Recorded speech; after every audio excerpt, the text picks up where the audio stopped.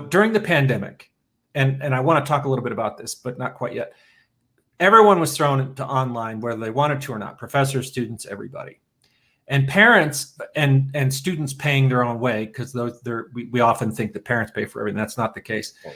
There was a complaint of like, why am I paying for the same thing? And I thought a lot about it. And I think really what you get when you pay for a college education is you pay for content. So you're going to get the content online or in the classroom.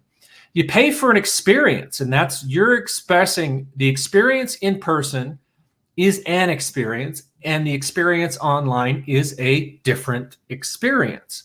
Then at certain schools and certain programs, you're paying for that network you might get so you can use it after you graduate. But ultimately, you're paying for a credential that the marketplace will take.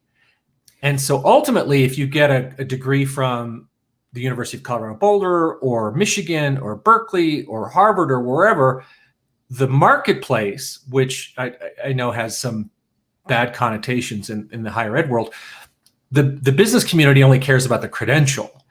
And so it's curious to me as people have said, well, it's not as valuable. It's like, well, the market, like if you go to Harvard for 8 years and never graduate, it doesn't count when it comes to going and asking for a job.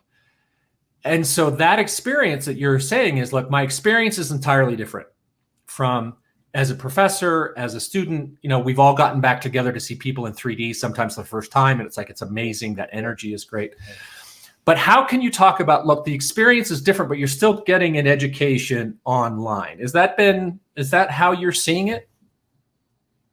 There was a lot that I brought a lot there. Yeah. There's so much in there. Yeah. So one really important thing for us to underscore is that historically, since the 1990s, online has always been measured against an imaginary ideal seminar.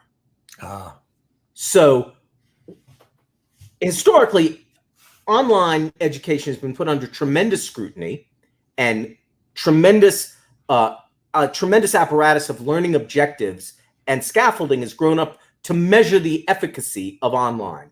But it is always measured against some ideal classroom of 12 engaged students and a professor who's really always professing.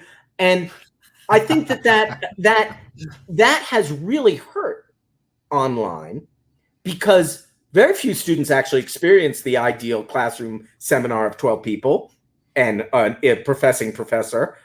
So that holding online to an imaginary standard of a university experience that doesn't exist has limited the experimentation possible in an online format.